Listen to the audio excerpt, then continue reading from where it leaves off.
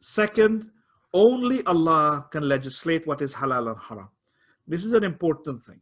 We have a difference in, even when we talk about democracy and we talk about governments and we talk about Islam is a little bit different, because when you talk about a country, the people in the country design the constitution evolves, it changes over time, and they have full autonomy and sovereignty over that constitution to decide whatever they feel like. Tomorrow they want to make this rule, that, tomorrow, the next day they change. We have rules in our country that gets overturned all the time in the constitutional. We're debating whether abortion is legal or not legal and so on. But the people get to decide that. In an Islamic setting, Allah alone decide what is halal and what is haram. So every government, every imam, every scholar, every leader, ruler, they don't have the full autonomy to decide what is right and what is wrong.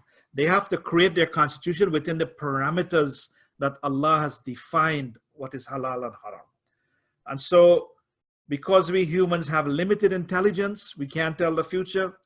And so we always have to make sure that first we have to keep within the parameters of the halal, and then construct our constitution and our rules within that parameter. It cannot go over the haram.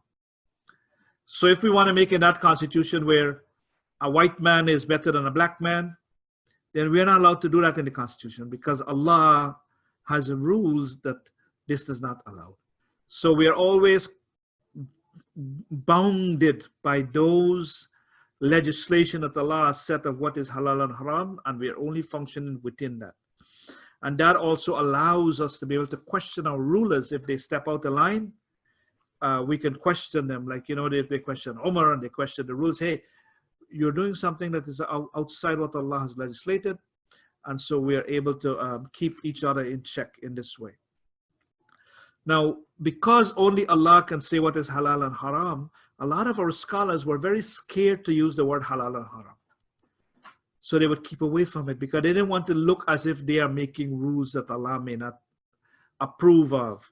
Like Ahmad ibn Hanbal, he would say, if they ask him if something is haram, he say, I don't like it. Or he would say, I don't prefer it. Instead of making blanket statements of halal, this is halal, this is haram. You know, we have a lot in our community of haram and halal police. They go around passing fatwas about halal and haram. But you see, the more learned you get, the less likely you are to quickly use those terminologies. You're very careful because you understand them to be a legal term and that it has specific rules and regulations behind it. And so they would shy away from actually uttering the word halal, haram, as we would be quick to do sometimes. And so we have to be very careful and understand that only Allah decides that. Number 3.